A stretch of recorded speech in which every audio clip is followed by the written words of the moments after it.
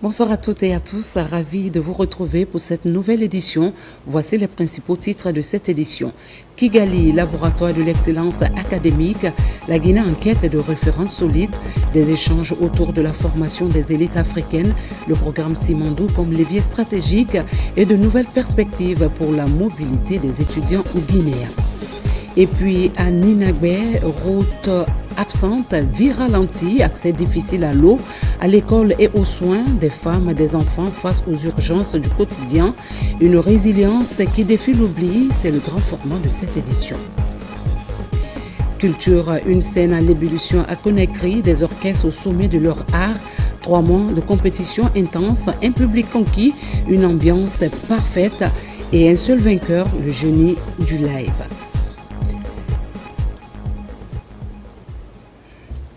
Mesdames et messieurs, merci de votre fidélité à la télévision nationale. À Mamon, les obsèques de l'opérateur économique El Hadj Ibrahima Bari, connu sous le nom de El Hadj Guelguedji, se sont déroulées. Le Premier ministre Amadou Ouriba a représenté le président de la République Mamadi Doumbouya en présentant les condoléances officielles à la famille du défunt. Autorités religieuses, administratives et personnalités diverses ont également effectué le déplacement pour rendre un dernier hommage à cette figure du secteur économique guinéen. Adi Kamara. Mamou, terreau fertile des grandes figures du commerce guinéen, s'est réveillé dans une atmosphère lourde de recueillement. Ici, le Premier ministre chef du gouvernement fait son entrée pour prendre part aux obsèques de celui que beaucoup considèrent comme un pilier discret mais essentiel du développement local, El Hadj Alpha Guelguedji Bari. Le chef du gouvernement est accueilli avec tous les honneurs par les autorités administratives et locales dans une commune de respect et de sobriété. Très vite, le cortège officiel s'est fondu dans la marée humaine, venu rendre un dernier hommage à cet opérateur économique dont l'engagement a irrigué le tissu commercial de la Guinée. Nous prions Dieu le Tout-Puissant Allah qu'il ait plusieurs El Hadj Guelguedji à Mamou, puisque ce qu'il a laissé, c'est une trace vraiment historique. Nous souhaitons qu'il ait beaucoup plus de ses fils dignes, qui peuvent vraiment jouer un rôle majeur dans le cadre du développement de ce pays. Donc c'est un deuil national. Depuis qu'on est né ici, grandi ici, on n'a pas vu plus que El Hadj Guelguedji à Mamou. Il a fait mosquée, il a fait école, il a fait tout, on ne peut pas parler tout. Une vie au service des autres. Natif du village de Koumi, El Hadj Alpha Guelguedji Bari laisse derrière lui l'image d'un homme profondément humain, actif, gentil et d'une rare bienveillance. Un homme inoffensif dont la générosité a contribué à faire germer des initiatives durables dans sa ville natale. Ce que nous retenons de lui, c'est que c'est une grande personnalité religieuse et socialement qui était très bien. Et la preuve en est que vous avez vu la masse qui est là. Nous n'avions pas eu une cérémonie aussi grandiose pour des funérailles comme ça là. Lors de la prière sur le corps du défunt, les fidèles, unis dans la foi, ont imploré le Tout-Puissant Allah de lui accorder sa miséricorde infinie. Entre invocation et silence habité, l'émotion est palpable, sincère et profonde. Je suis là au nom du président de la République, au nom du gouvernement et au nom du peuple de Guinée pour rendre un dernier hommage à une grande figure de la société guinéenne. Cette grande figure s'est illustrée dans le monde du commerce, dans le secteur privé et à cet égard il est dépositaire d'une tradition, d'une mémoire. Et c'est un des baobabs de ce secteur qui s'endort aujourd'hui. Et c'est tout à fait logique et tout à fait normal que la République, la nation, lui rend ce dernier hommage mérité parce que c'est une des grandes figures de l'histoire de la République de Guinée. Les sincères condoléances de la nation, du président de la République et du gouvernement. El Hadj Alpha Guelguedji Bari s'en va, mais son héritage demeure. celui d'un homme qui a su bâtir sans bruit, rassembler sans bruit et aimer sans mesure. Maman père un fils, la Guinée perd un repère, mais dans les cœurs, son souvenir restera vivant comme une sémence éternelle dans la mémoire collective.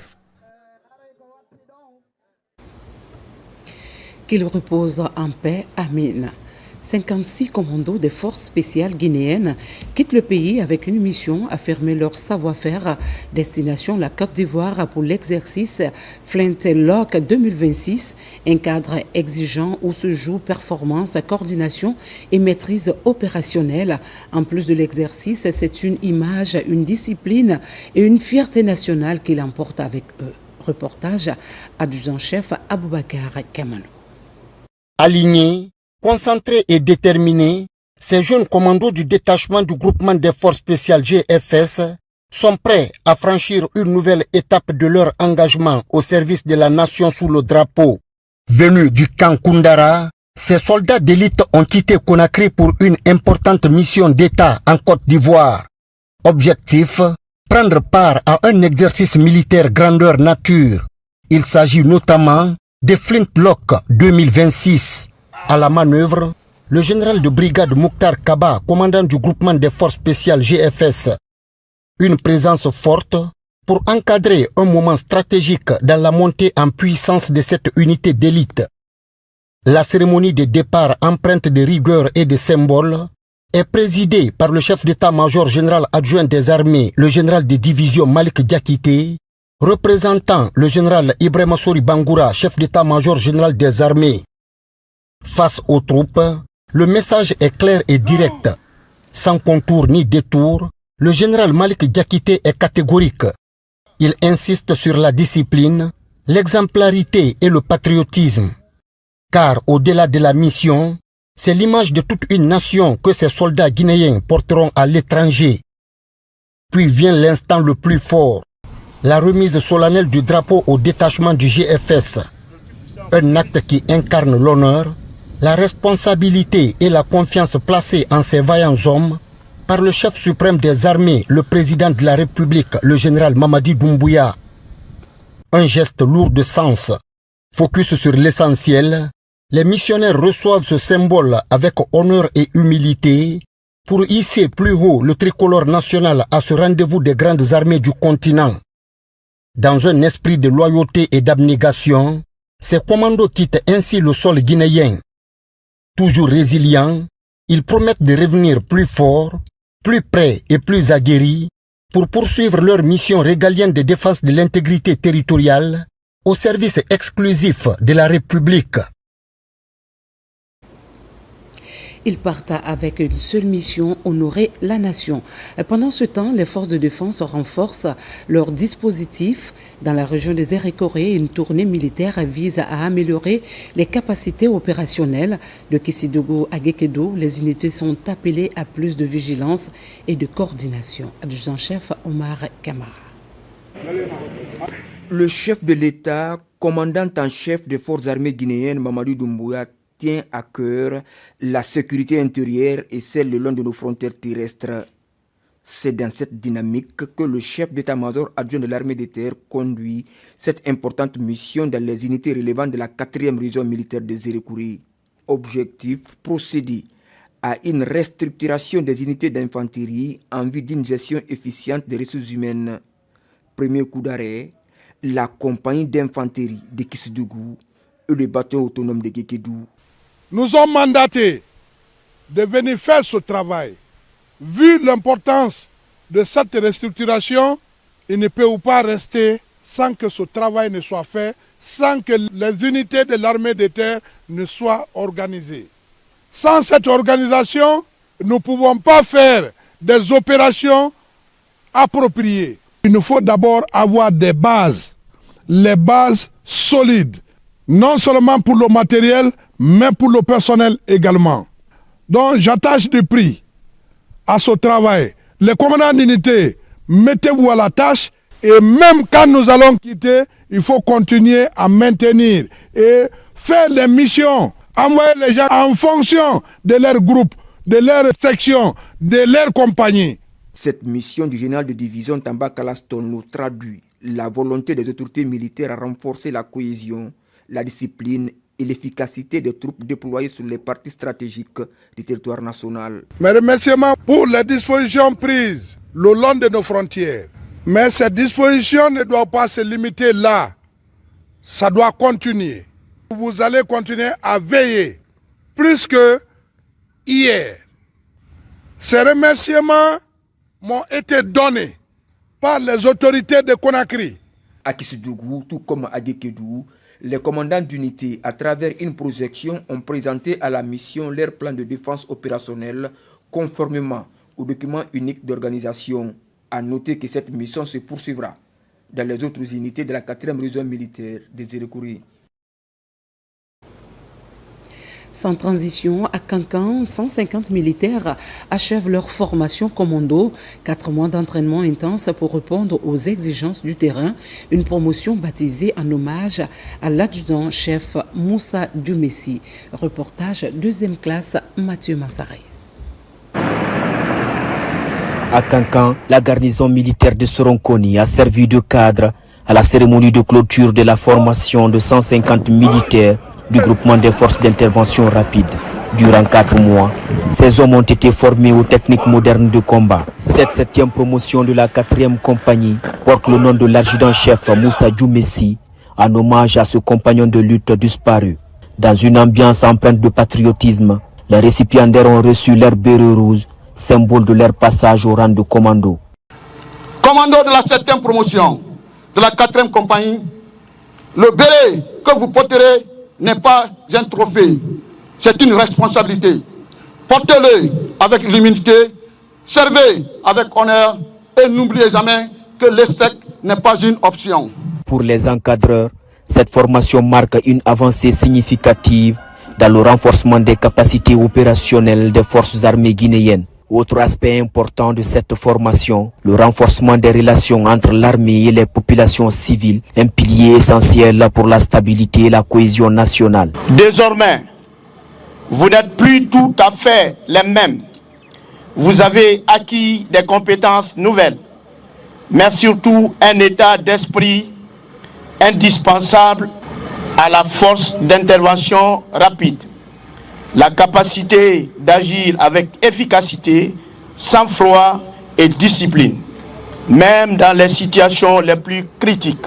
Pour joindre l'acte à la parole, les nouveaux commandos ont procédé à la démonstration tactique devant les autorités et les populations, illustrant ainsi leur maîtrise des enseignements reçus. Ce que nous avons vu ici est vraiment exceptionnel. C'est une discipline qui contribue à la valorisation de nos cultures, mais aussi à la défense de l'intégrité territoriale. À travers cette formation commando, l'armée guinéenne franchit une nouvelle étape dans sa marche vers l'excellence. Une dynamique impulsée par le président de la République, M. Mamadi Doumbouya, et soutenue par toute la hiérarchie militaire.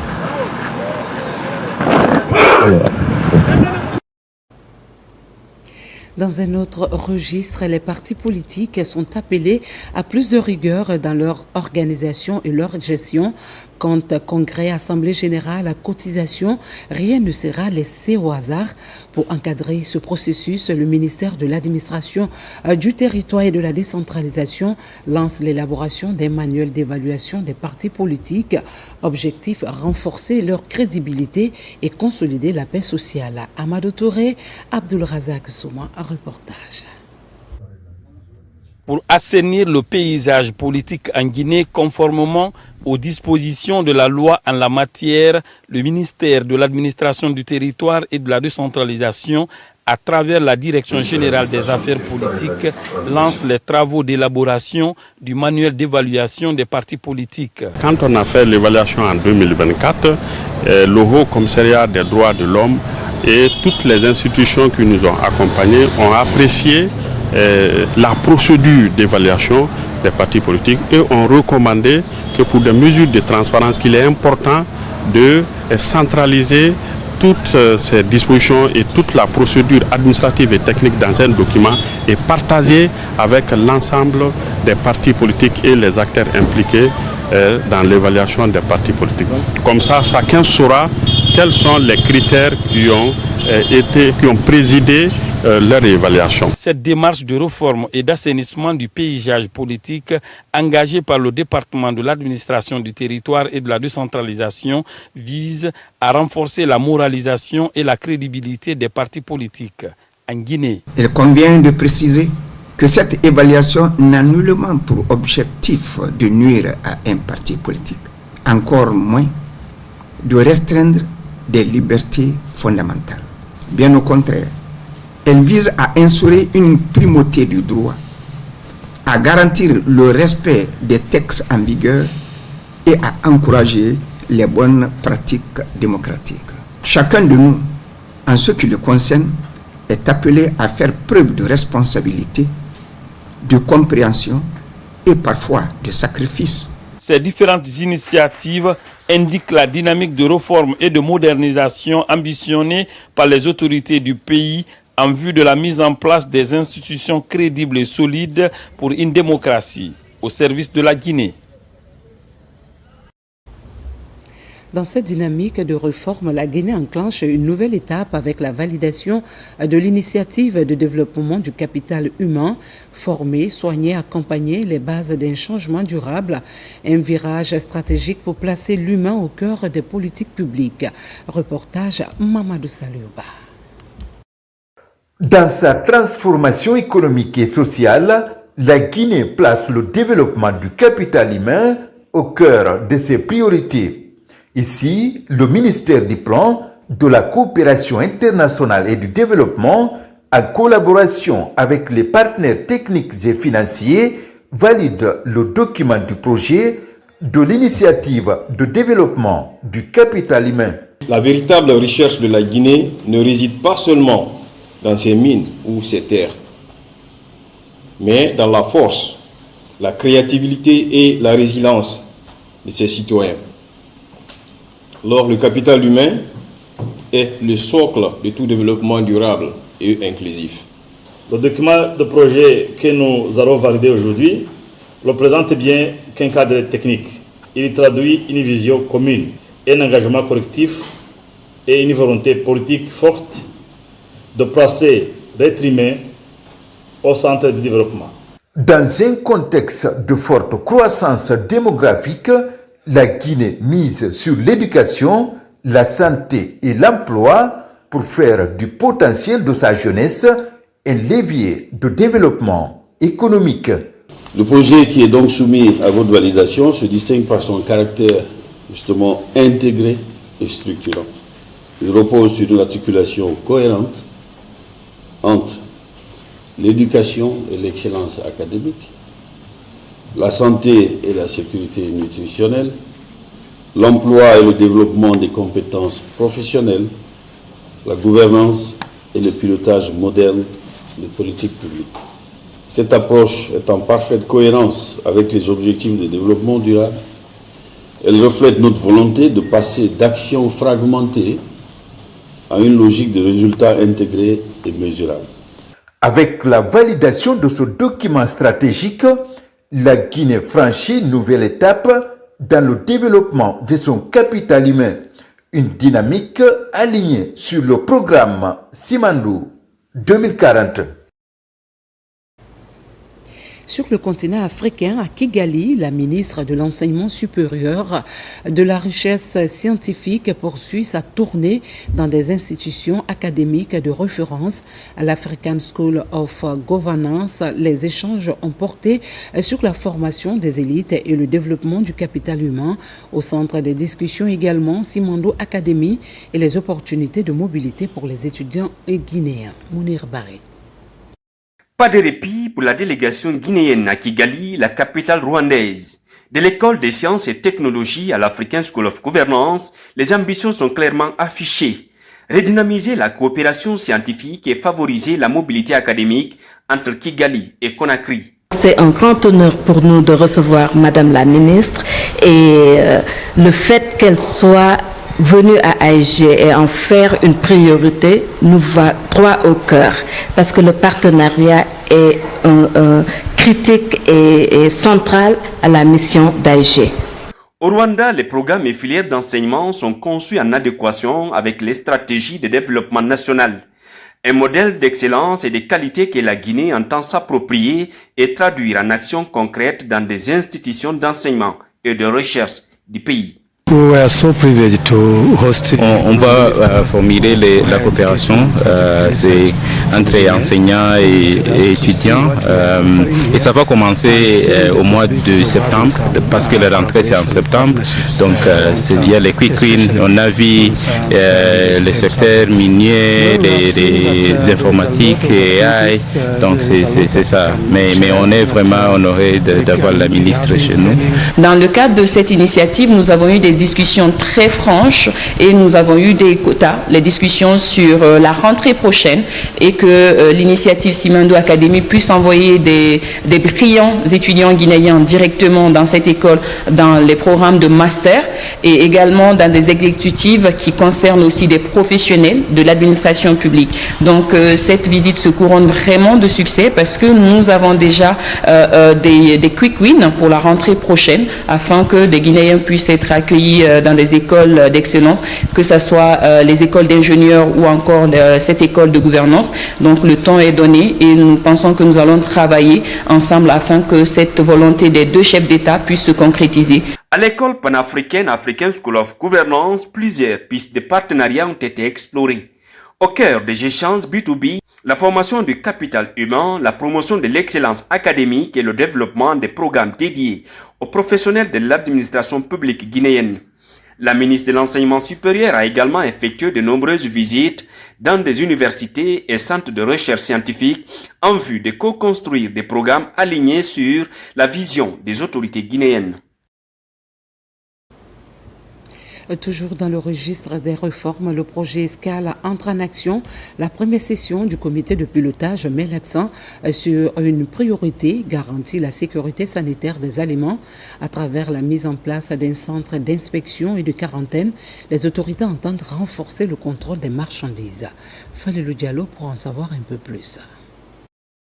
Le commerce et l'infrastructure de qualité occupent une place centrale dans la protection des consommateurs et la sécurisation des échanges. Le projet Escale se veut ainsi un outil stratégique dans le renforcement de la souveraineté économique en Guinée. Au cours de cette première session du comité de pilotage, la sécurité sanitaire des aliments était au cœur des débats. Nous sommes chargés d'appliquer la convention du projet du Centre technologique d'inspection de quarantaine sur tous les produits entrant et sortant en Guinée. Ce projet vient renforcer nos structures. L'idée à la base, c'est comment faire en sorte que les produits qui entrent en Guinée, qui sortent, respectent, n'est-ce pas, les standards en termes de normes les plus rigoureux. Pour ce centre de technologie, d'inspection et de quarantaine des produits entrants et sortant en Guinée, cette session s'inscrit dans une dynamique de renforcement de la sécurité sanitaire, de la conformité des produits et de la protection des consommateurs. Ce projet Escale qui va nous aider à faire un renforcement de capacité de tous les sectoriels qui se retrouvent au niveau de nos frontières en termes de contrôle de qualité de nos produits marchands en entrée et en sortie. La présente session du comité de pilotage doit justement permettre cette mise en cohérence. Elle doit nous aider à aligner les interventions, à clarifier les responsabilités, à valider une méthode de travail et à fixer des priorités opérationnelles réalistes. Cette session marque également le lancement effectif du projet, dont l'ambition est de moderniser le système d'inspection et de mise en quarantaine des marchandises aux frontières. À Boké, le vol de bétail et la dévastation des cultures continuent d'opposer éleveurs et agriculteurs. Face à cette situation, le procureur annonce des mesures plus strictes pour restaurer l'ordre et prévenir les conflits. Reportage Younoussa Tawele Kamara. En plus des mines, la région de Boké est également une zone à vocation agropastorale. La problématique du vol de bétail et la dévastation des champs agricoles est souvent récurrente dans cette zone. C'est pourquoi le procureur du tribunal de première instance de Boké a invité les éleveurs et agriculteurs venus des différentes sous-préfectures et districts de la préfecture de Boké. Nous avons pris des dispositions idoines pour minimiser les nombreux conflits qui assaillent le secteur à Boké. Désormais, il faudrait que la direction préfectorale de l'élevage et de l'agriculture accepte de délivrer des carnets d'identification du bétail aux différents présidents des 9 sous-préfectures de la ville de Boké. Il faudrait que les gens cessent d'abattre les animaux en brousse parce que chaque animal porte une marque. Si nous prenons désormais un animal en provenance d'une sous-préfecture dont la peau et la tête n'existent pas, les convoyeurs seront interpellés et ceux qui les ont mis en mission seront identifiés et interpellés également. Après avoir écouté attentivement le procureur du tribunal de première instance de Boké, les acteurs de ces deux couches socio-professionnelles ont décidé de travailler en synergie. Je suis très content de cette rencontre. Elle nous a permis de comprendre de nouvelles mesures afin d'éviter désormais le vol du bétail et la destruction des champs agricoles. Nous allons tous respecter les consignes du procureur. Le procureur a demandé aux agriculteurs de ne pas blesser les animaux, de ne pas les tuer. Quand tu prends un animal dans ton champ, de l'attacher tout doucement, d'envoyer devant une juridiction et de porter plainte. Les prochains jours, Amadou Diallo compte rencontrer également d'autres éleveurs et agriculteurs de la région de Boké pour leur expliquer la nouvelle stratégie mise en place pour lutter efficacement contre le vol du bétail et la destruction des champs agricoles par des animaux. Dans le registre humanitaire à Kankan, la santé des détenus mobilise les équipes de l'hôpital régional. Une nouvelle opération médicale gratuite a permis de prendre en charge plusieurs cas urgents. L'initiative s'inscrit dans le respect des droits fondamentaux en milieu carcéral. Djamokaba Toumane Diallo, reportage. Des idées noires et le moral à plat, tel est le quotidien des détenus qui doivent purger des peines à la maison centrale de Kankan. Sous réserve des restrictions liées à la privation de liberté d'aller et venir dont ils font l'objet, cette population carcérale a aussi droit d'accès aux soins. Une journée solidaire est organisée pour livrer gratuitement des soins d'urgence de qualité. Quand quelqu'un est privé de sa liberté et il est malade, ça nous fatigue, nous qui les gérons. Donc, si l'hôpital régional de Kankan fait ce geste magnanime à l'endroit des personnes privées de liberté, on ne peut qu'être content. Il y a 2 ans, nous avons eu à faire des enquêtes ici. On s'est rendu compte qu'il y a beaucoup qui sont infectés, qui ont des infections.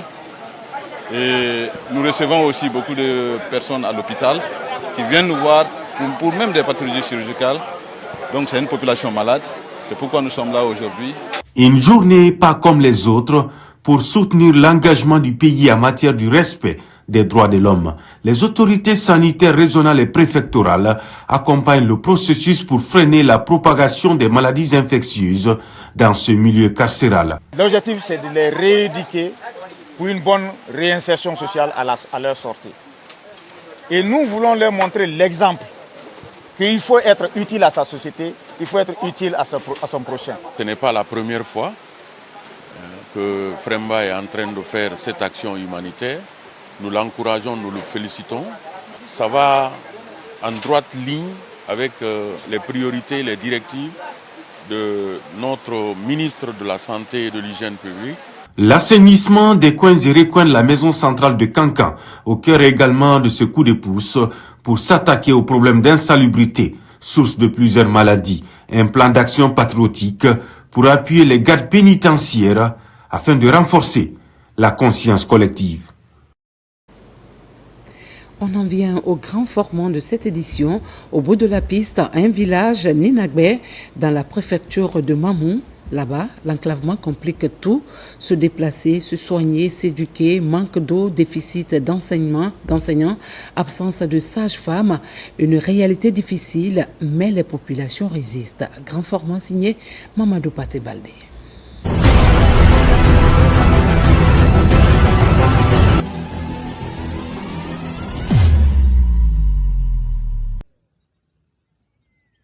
Depuis quelques années, la route de Wurikaba-Ninabe devient de plus en plus impraticable à cause du mauvais état de la piste.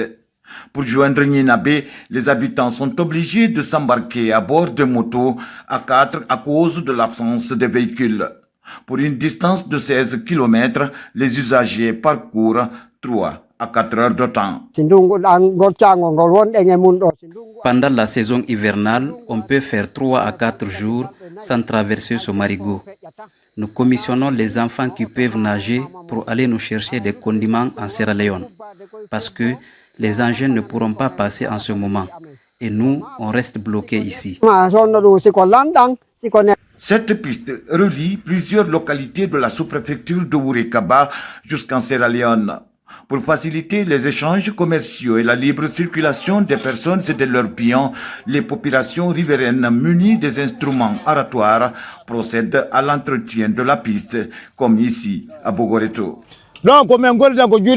Nous travaillons avec des pelles, des pics, des houes, des coupes-coupes et des brouettes pour permettre aux véhicules d'accéder à notre village.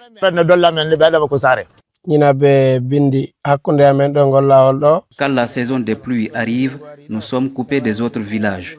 On peut faire 3 à 4 jours sur cette montagne de Bogoreto. Pourtant, Nyenabé est réputé comme grenier de la préfecture de Mamou. À cause du mauvais état de la piste et la rareté des véhicules de transport sur le tronçon, s'ajoute aussi le manque d'eau potable à l'école primaire de l'âge Sekounabé de Nyenabé. Nous avons 150 élèves dans cette école et ils ne disposent pas d'eau potable. Et les enseignants n'ont pas encore de logement. Dans cette école qui compte un effectif de 150 élèves, garçons et filles, l'on note aussi le manque d'enseignants et de logements, bien que l'école dispose du matériel didactique pour la formation des apprenants. Il y a encore l'accès pour venir. Par exemple, on peut rester ici, on nous appelle, venez à Wurekaba. Bon, comme ça, la cité n'a pas un moyen de déplacement. Et heureux sens, comme le gouvernement m'a fait face à ça, ils m'ont donné une moto par rapport à ça. Donc ça, c'est un peu allégé. Je suis le maire de 2 enfants. Une fille, un garçon, mais j'ai laissé mes 2 enfants là, c'est ma maman là-bas. Mais depuis que je suis venue ici, il y a un peu de souffrance ici. Il n'y a pas de l'eau. Et les enfants encore, quand ils rentrent à l'école ici, celui qui vient ici le matin, il ne vient pas. Le soir. Et encore une semaine ou bien 2 semaines comme ça, les enfants ne viennent pas. Ils sont en train de faire sortir les enfants à l'école. Dans le but d'améliorer les conditions sanitaires des populations, Nyenabé dispose depuis plusieurs années d'un poste de santé en mauvais état avec 2 agents de santé. Malgré l'existence de l'infrastructure, l'hôpital est en manque d'équipement, bien qu'il existe des consommables. C'est un village, il y a certaines femmes qui se gênent pour venir faire l'accouchement avec un homme au poste de santé. Mais avec tout ça, elles viennent petit à petit. Mais pour que ça soit un peu plus simple, je veux avoir une femme à côté de moi ici pour la gestion des femmes enceintes. Nous n'avons qu'un seul médecin dans notre secteur et on se comprend bien avec lui. Mais nous n'avons pas d'eau ici. Le poste de santé n'a ni de lit, ni de sage-femme. Aujourd'hui, malgré son utilité et son importance dans le développement socio-économique de la localité, ce tronçon freine l'élan des citoyens, surtout en saison hivernale.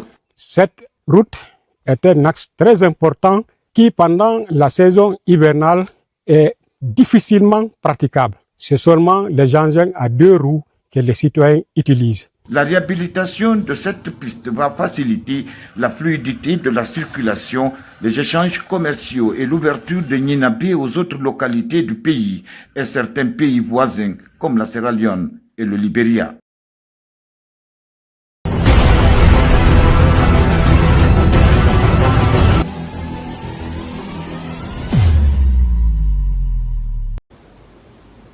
Et pourtant, ailleurs, des solutions émergent. À Topata, un poste de santé moderne vient d'être inauguré pour rapprocher les soins des populations, une infrastructure qui redonne espoir à toute une zone longtemps confrontée au manque d'accès aux services sociaux. Reportage lancé Kamisoko. Dans le district de Tokpata, c'est un vent nouveau qui souffle en ces jours inaugural de plusieurs infrastructures sociales de base. Un poste de santé moderne, entièrement construit et équipé, 2 bâtiments de 3 salles de classe rénovés, c'est le geste du président de la République Mamadi Doumbouya afin de booster le processus de développement local. Pour les populations bénéficiaires, c'est un rêve qui se concrétise. Ces infrastructures qui présentent l'avenir des citoyens de Tokpata et des villages riverains, notre communauté attendait depuis longtemps la construction de cet édifice sanitaire.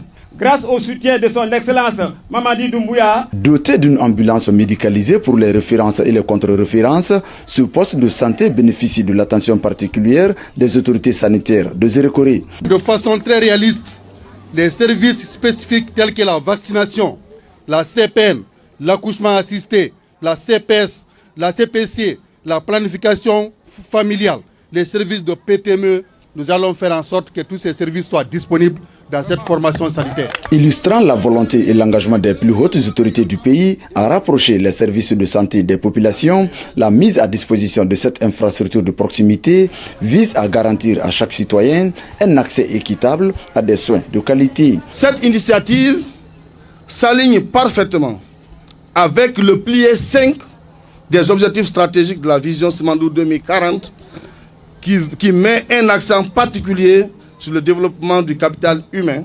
notamment à travers l'amélioration de l'accès aux soins sociaux de base dont la santé constitue un socle fondamental. Et je sais que Tokpata, avec l'accueil de ces édifices, la joie que j'ai vue, la joie que j'ai sentie en la population, je sais que vous êtes engagés à bien entretenir, à prendre soin de ce bijou. Ce poste de santé est le 88e du genre, fonctionnel à date dans le district sanitaire de Zérékoré, dont plus d'une vingtaine ont été construits sous l'ère CNRD. Après les efforts, place à la reconnaissance. Les acteurs du secteur de la santé se sont retrouvés autour d'un dîner de gala à Conakry, un moment de bilan, mais aussi de dissection des acteurs engagés à l'initiative du think tank COP Guinée. Amadou Bailobari, Isiaga Kamara. Au terme de la première édition du Forum médical et pharmaceutique de Guinée, organisé par la structure think tank COP Guinée, un dîner de gala a été offert aux participants, suivi d'une remise de satisfecit. Les récipiendaires se disent satisfaits et sollicitent la continuité de l'initiative. Nous passons de la réflexion à la reconnaissance. Les prix Fonds Pharma 2026 viennent jeter un projecteur mérité sur celles et ceux qui, souvent dans l'ombre, œuvrent sans relâche pour améliorer la santé de nos populations.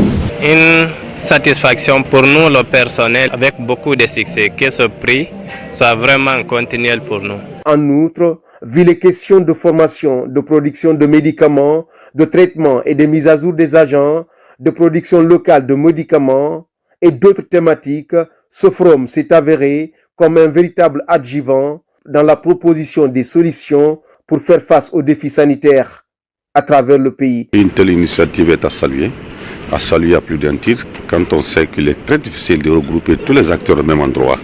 Et nous souhaitons que cette initiative se pérennise, que chaque année qu'on puisse s'améliorer et que je suis convaincu que la deuxième édition sera encore meilleure à la première, et avec les apports des uns et des autres, et surtout avec les suggestions faites et les recommandations formulées lors de la première édition. La structure think tank COP Guinée annonce les couleurs du prochain forum et ambitionne de garder le cap avec les partenaires pour faire de la performance de l'écosystème de santé guinéen une réalité. Ouvrons à présent la page culture. Le livre s'apprête à prendre le devant de la scène. 3 jours d'effervescence, de débats et de rencontres autour de la 18e édition des 72 heures du livre. Les 23, 24 et 25 avril prochains, auteurs et passionnés se donnent rendez-vous autour de la création et de la pensée. Au lac Gbasikolo, les organisateurs ont levé le voile sur les grandes orientations de cet événement culturel incontournable. Alpha Isiagaba, Ousmane Ba. C'est une conférence de presse qui annonce les couleurs de la 18e édition des 72 heures du livre. L'événement mobilise acteurs du monde culturel, littéraire et amoureux de la culture. Cette année, c'est Fourikaria qui est la préfecture invitée d'honneur. Fourikaria est prêt à vous recevoir au bord du fleuve Kissi le 26 avril 2026. C'est une réalité que nous vivons et surtout une responsabilité que nous portons. Celle d'accompagner une jeunesse connectée, ambitieuse, talentueuse, à transformer le numérique en un levier de création, d'innovation et d'impact positif pour notre société. Plus qu'un événement littéraire, les 72 heures du livre sont considérées comme un espace d'échange d'idées culturelles et met surtout en avant le génie créateur guinéen. Les 72 heures du livre, ce n'est pas seulement un salon. C'est une aventure humaine, c'est une aventure culturelle, c'est une aventure profondément guinéenne. Une aventure qui, depuis 18 éditions, nous rappelle que le livre n'est pas un objet silencieux posé sur une étagère, mais une force vivante, une force qui éveille, relie, élève et transforme. Nous célébrons le livre avec autant de ferveur, c'est parce qu'une vision forte s'est imposée, celle de faire de la culture un pilier stratégique du développement national conformément au programme Simandou 2040, notamment en son axe 2 dédié à l'éducation et à la culture. Oui, la culture n'est plus périphérique dans notre pays, elle est centrale, elle est structurante, elle est un levier économique, social et identitaire puissant.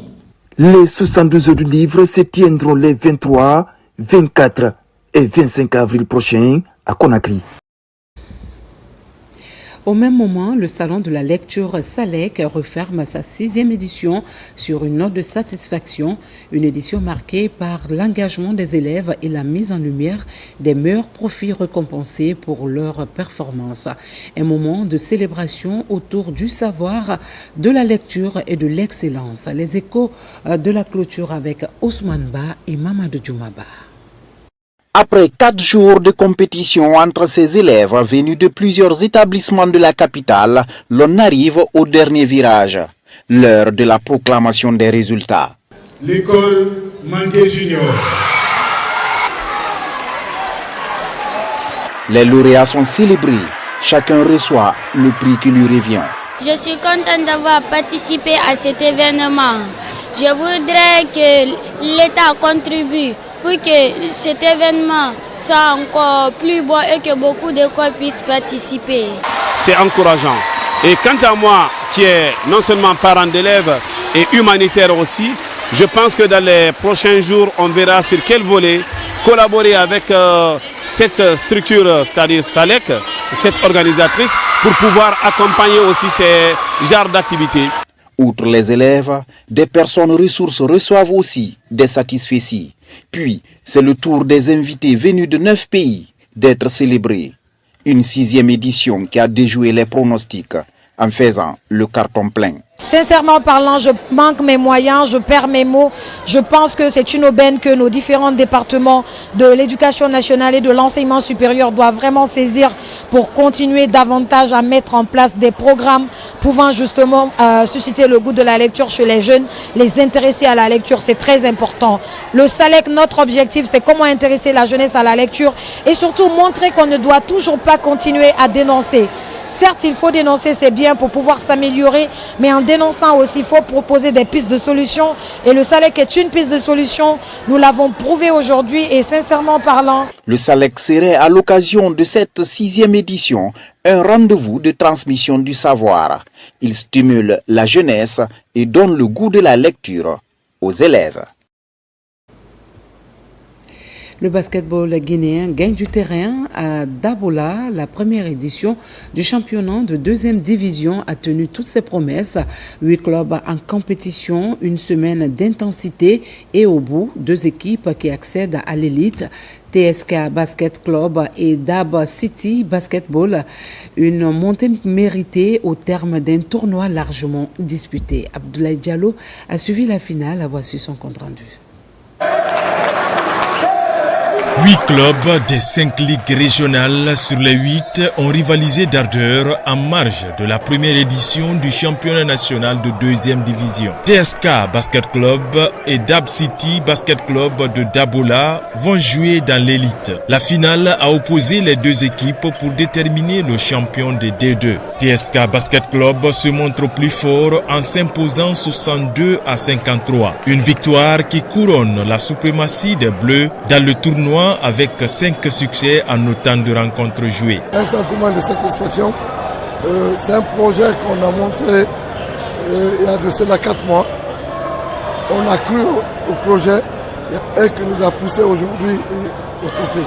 Je suis fier de notre parcours et on a déjà fait un grand pas vers l'avenir. Cette première édition du championnat national de 2e division sonne comme une révolution du basketball à la base. Le rendez-vous de Dabola, c'est aussi l'occasion de détecter des talents pour les catégories inférieures des sélections nationales. C'est des équipes aujourd'hui qui regorgent des talents naissants. La chaîne que nous avons mise en place consiste à faire fonctionner toutes ces ligues-là. On a suivi une finale vraiment digne du nom. Et pour cela, on félicite les deux équipes pour leur montée en première division. La perspective pour la fédération, c'est trouver des sponsors. Et tout ce qu'on peut faire, c'est demander à l'État de nous accompagner pour qu'on réalise ces infrastructures en fait, dans toutes les ligues. Pour le match de classement, Galagny Basket Club dispose de Milo Basket Club de Cancan 66-50 et termine sur l'une des marches du podium.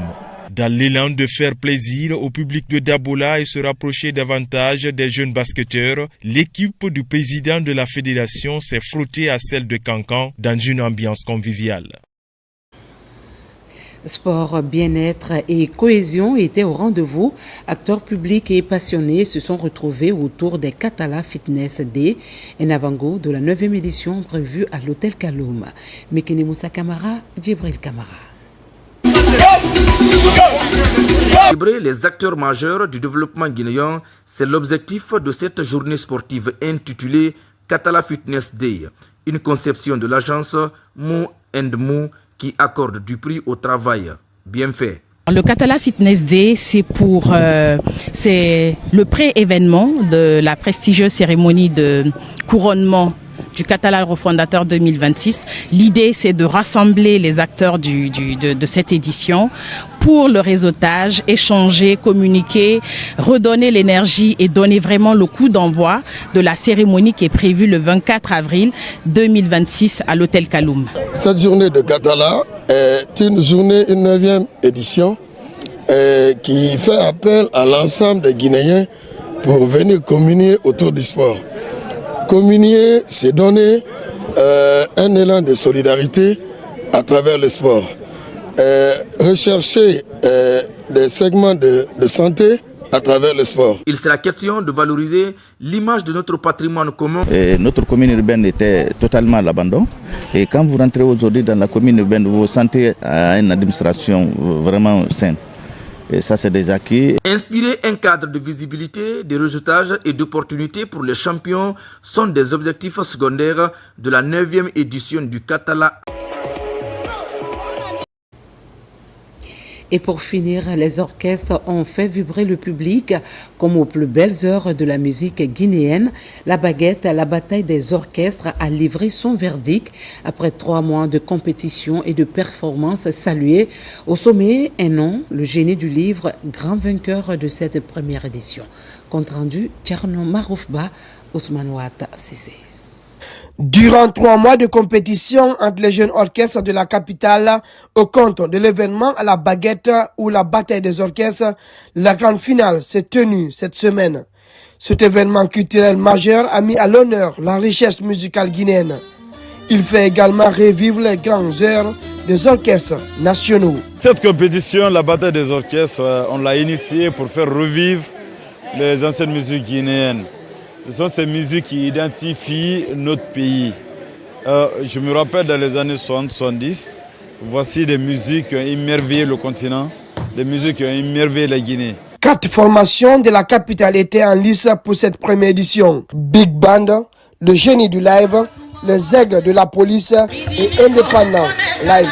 Pendant 3 mois, ces orchestres se sont affrontés à travers des prestations intenses, mêlant reprises des grands classiques et créations originales autour du programme Simandou. La Guinée est un pays de valeurs culturelles. Donc encourageons ces jeunes et je voudrais profiter pour féliciter le chef de l'État, le président de la République, le général Mamadi Doumbouya. Et nous sommes prêts à soutenir les initiatives comme celle-ci. Sur scène, les artistes revisitent les morceaux qui ont marqué l'histoire musicale du pays. Une immersion dans l'âge d'or des orchestres guinéens. Au terme de cette compétition riche en émotions, c'est l'orchestre Le Génie du Live qui décroche le trophée de cette toute première édition. Nous sommes contents, nous sommes très ravis. Je dis bien, ce n'est pas les génies qui ont gagné, c'est la culture guinéenne qui a gagné. Il faut le rappeler. Nous sommes émus à plus d'un titre et nous demandons vraiment à l'État de venir en aide parce que ce genre de projet doit être vraiment soutenu. Le jeune groupe, comme je l'ai dit tantôt, on doit s'occuper d'eux, on doit prendre soin de ces jeunes-là. Parce que c'est des jeunes gens, des jeunes musiciens artistes qui ont de l'avenir, qui sont prêts à prendre cette musique d'antan. Cette initiative vise à redonner vie aux orchestres. L'événement à la baguette ou la bataille des orchestres devrait également inspirer les jeunes à s'approprier la richesse culturelle du pays.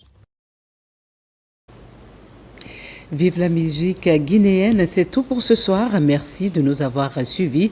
Restons fiers de notre pays, la Guinée, notre paradis, terre de richesse et d'innovation. Très belle et reposante soirée à toutes et à tous. Bon début de semaine et à très vite.